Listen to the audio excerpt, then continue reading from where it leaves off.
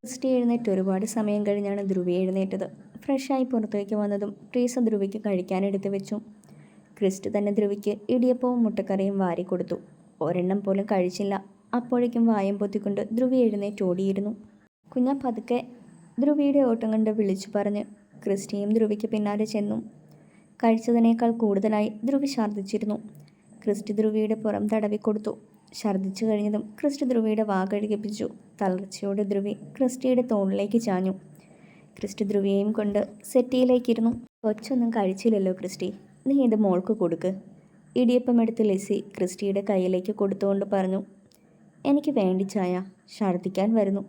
ക്രിസ്റ്റിയുടെ കയ്യിലിരിക്കുന്ന പാത്രത്തിലേക്ക് നോക്കി വാ പൊത്തിക്കൊണ്ട് ധ്രുവി പറഞ്ഞു. കുറച്ചെന്തെങ്കിലും കഴിക്കും മോളെ, നേരത്തെ കഴിച്ചത് മുഴുവൻ ഛർദ്ദിച്ച് കളഞ്ഞില്ലേ? കുരിയച്ചൻ ധ്രുവിക്കരികിലേക്ക് ഇരുന്നു കൊണ്ട് പറഞ്ഞു. വേണ്ടപ്പച്ച, ഞാൻ ഛർദ്ദിക്കും, തളർച്ചയോടെ ധ്രുവി പറഞ്ഞു. ഇടിയപ്പം വേണ്ടെങ്കിൽ കഴിക്കണ്ട, ദേ ഈ ജ്യൂസെങ്കിലും കുടിക്ക്. ക്ലാര ഒരു ഗ്ലാസ് ഓറഞ്ച് ജ്യൂസ് ധ്രുവിക്ക് നേരെ നീട്ടിക്കൊണ്ട് പറഞ്ഞു. ക്രിസ്റ്റി ക്ലാരയുടെ കയ്യിൽ നിന്നും ആ ഗ്ലാസ് വാങ്ങി തളർച്ചയോടെ ഇരിക്കുന്ന ധ്രുവിയുടെ ചുണ്ടോട് അടുപ്പിച്ചു കൊടുത്തു. ധ്രുവി മെല്ലെ ആ ജ്യൂസ് മുഴുവൻ കുടിച്ചു. കുറച്ച് സമയം കഴിഞ്ഞതും ആ ജ്യൂസ് മുഴുവൻ ഛർദ്ദിച്ചിരുന്നു. തളർച്ചയോടെ ഇരിക്കുന്നവളെ ക്രിസ്റ്റ് റൂമിൽ കൊണ്ടുപോയി കിടത്തി. കണ്ണിൽ ഉറക്കം പിടിച്ചപ്പോൾ വീണ്ടും ഛർദ്ദിൽ തുടങ്ങി.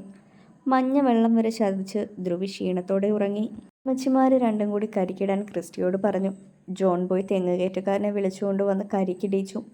കരിക്ക് വെട്ടി ധ്രുവിയെ എഴുന്നേൽപ്പിച്ച് വെള്ളം കുടിപ്പിച്ചു. കരിക്ക് കുടിച്ചതും ധ്രുവി വീണ്ടും ഛർദ്ദിക്കാൻ തുടങ്ങി. ഒരുപാട് ഛർദ്ദിച്ചത് കൊണ്ട് തന്നെ തൊണ്ട പൊട്ടി ചോര വന്നിരുന്നു. അതുകൂടി കണ്ടപ്പോൾ ക്രിസ്റ്റിക്ക് ടെൻഷനായി. ക്രിസ്റ്റിയും ലിസയും കൂടി ധ്രുവിയെ ഹോസ്പിറ്റലിൽ കൊണ്ടുപോയി. ധ്രുവിക്ക് നല്ല ക്ഷീണമുള്ളത് കൊണ്ട് ഒരു ദിവസത്തേക്ക് അഡ്മിറ്റ് ചെയ്തു. രാത്രിയിൽ ആണുങ്ങൾക്ക് റൂമിൽ നിൽക്കാൻ പറ്റാത്തതുകൊണ്ട് ക്രിസ്റ്റ് വീട്ടിൽ ചെന്ന് ട്രീസയെ കൂടി കൊണ്ടുവന്നു. ആ രാത്രി പുറത്ത് പാർക്കിംഗ് ഏരിയയിലെ വണ്ടിയിൽ തന്നെ കിടന്ന് ക്രിസ്റ്റി ഉറങ്ങിയിരുന്നു. പിറ്റേ ദിവസം 10 മണിയോടെയാണ് ധ്രുവിയെ ഡിസ്ചാർജ് ചെയ്ത് വീട്ടിൽ കൊണ്ടുവന്നത്. ഒറ്റ ദിവസം കൊണ്ട് തന്നെ ധ്രുവി ആകെ വാടി തളർന്നിരുന്നു. ട്വിങ്സ് ആയതുകൊണ്ട് മാസമെടുക്കുമ്പോൾ ബുദ്ധിമുട്ടുകൾ കൂടുമെന്ന് ഡോക്ടർ പറഞ്ഞിരുന്നു. വീട്ടിലെത്തിയതും ആദ്യം തന്നെ ചെറു ചൂടുവെള്ളത്തിൽ ധ്രുവി കുളിച്ചു. പകുതി ക്ഷീണം അപ്പോൾ കുറഞ്ഞതായി തോന്നി. ചെറു ചൂടുള്ള കഞ്ഞിയും ചെറുപയർ തോരനും കഴിച്ച് ധ്രുവി കുറച്ച് സമയം കിടന്നു. നിയയും ടിംറ്റുവും കൂടെ ധ്രുവിയെ കാണാൻ വന്നതാണ്. ധ്രുവി ഉറക്കമായതുകൊണ്ട് രണ്ടുപേരും ഹാളിലിരിക്കുന്ന ഷെറിൻ്റെയും ക്ലാരയുടെയും കൂടെ സംസാരിച്ചിരുന്നു. ഞാൻ സ്റ്റെല്ലയെ കൂടെ വിളിച്ചുകൊണ്ട് വരാം, നിയ അതും പറഞ്ഞ് മുകളിലേക്കുള്ള സ്റ്റെപ്പ് കയറാൻ തുടങ്ങി. അമ്മച്ചി, ക്ലോറസ് പോലുള്ള നിലവിളിക്കൊപ്പം ചക്ക വെട്ടിയിടുന്ന പോലുള്ള സൗണ്ട് കേട്ടതും ഹാളിൽ നിന്നും ഷെറിനും ക്ലാരയും ടിൻറ്റുവും അടുക്കളയിൽ നിന്ന് ട്രീസയും ലിസിയും ഓടിയെത്തി. ദാ കിടക്കുന്ന നിയ താഴെയും ആൽവി നിയയുടെ മണ്ടയ്ക്കും. എഴുന്നിട്ട് മാറടോ അങ്ങോട്ട്, തൻ്റെ ദേഹത്ത് കിടന്ന ആൽവിയെ തള്ളി മാറ്റിക്കൊണ്ട് നിയ പറഞ്ഞു. എവിടെ നോക്കിയടി പുല്ലേ നീ നടക്കുന്നേ? നിയയുടെ തള്ളലിൽ മലതുവിനടുത്ത് നിന്നും എഴുന്നേറ്റിരുന്നു കൊണ്ട് ആൽവി ചോദിച്ചു.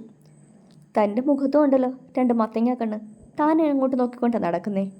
നിയയും വിട്ടുകൊടുത്തില്ല. ആഹാ, എന്നെ ഇടിച്ച് താഴെ ഇട്ടതും പോരാ, എന്നിട്ട് എൻ്റെ മെക്കിട്ട് കയറുന്നോടി അഹങ്കാരി, ആൽവി ചൊടിയോടെ അവളോട് ചോദിച്ചു. അഹങ്കാരി തൻ്റെ കെട്ടിയോള്.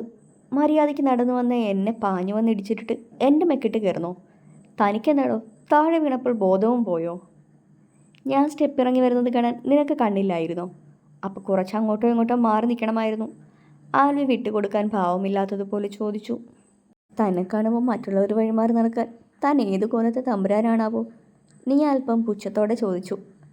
കർത്താവേ, ഇവളെയൊക്കെ കെട്ടുന്നവൻ്റെ ഒരു ഗതികേട്, ഇങ്ങനുണ്ടോ പെമ്പിള്ളാർക്ക് നാക്ക്? ആൽവി ആരോടെന്നില്ലാതെ ചോദിച്ചു.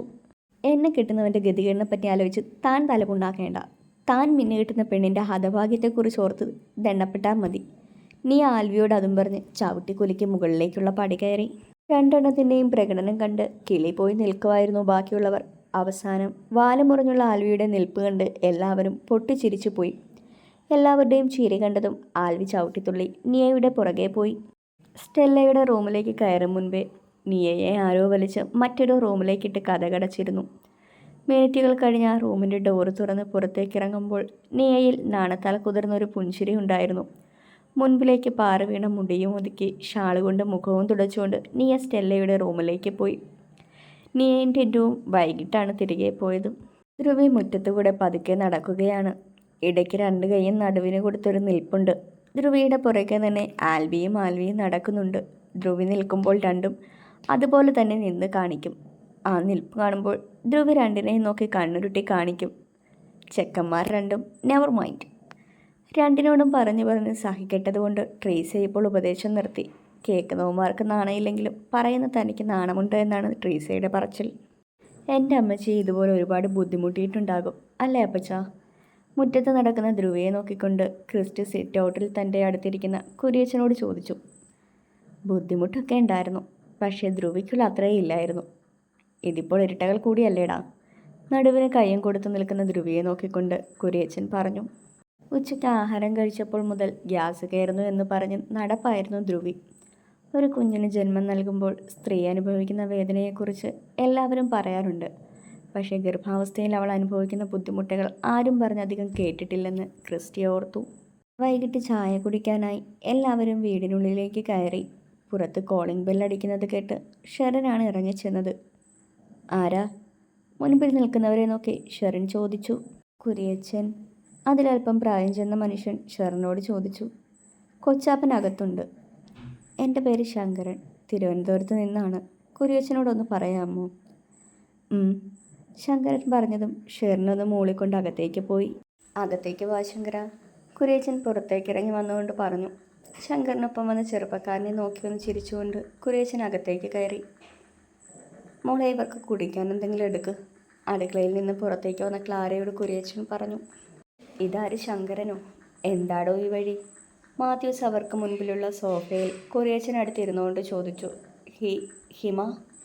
ശങ്കരൻ അല്പം മടിച്ചുകൊണ്ട് ചോദിച്ചു. ആ, തനിക്കെങ്കിലും ഇപ്പം ആ കൊച്ചിനെ തിരക്കി വരാൻ തോന്നിയല്ലോ, മാത്യൂസ് നെടുവീർപ്പോടെ പറഞ്ഞു. ക്ലാര അപ്പോഴേക്കും അവർക്ക് കുടിക്കാൻ ജ്യൂസ് കൊണ്ടുവന്ന് കൊടുത്തിരുന്നു. മോള് ചെന്ന് ഹിമയെ കൂട്ടിക്കൊണ്ടുവാ, മാത്യൂസ് ഷെറിനോട് പറഞ്ഞു. പുറത്തേക്ക് പോയ ഷെറിൻ്റെ പിന്നാലെ അവരുടെ നോട്ടം പോയി. അല്ല ശങ്കരൻ മാമ, ഇതാരാ? ശങ്കരൻ്റെ കൂടെ വന്ന ചെറുപ്പക്കാരനെ നോക്കിക്കൊണ്ട് ജോൺ ചോദിച്ചു.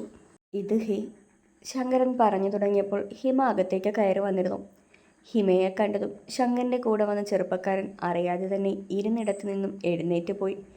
ഹിമയുടെ നോട്ടവും ആദ്യം ചെന്നത് അവനിലായിരുന്നു. അരുൺ. ഹിമയിൽ നിന്നും ആ പേര് പുറത്തേക്ക് വന്നതും എല്ലാവരും പകപ്പോടെ ആ ചെറുപ്പക്കാരനെ നോക്കി. അത്രയും നേരം ചിരിയോടെ നിന്ന മുഖങ്ങളിലെ ഭാവം പൊടുന്നനെ മാറി മറഞ്ഞു. ചിലരിൽ ദേഷ്യവും മറ്റു ചിലരിൽ പുച്ഛവുമായിരുന്നു.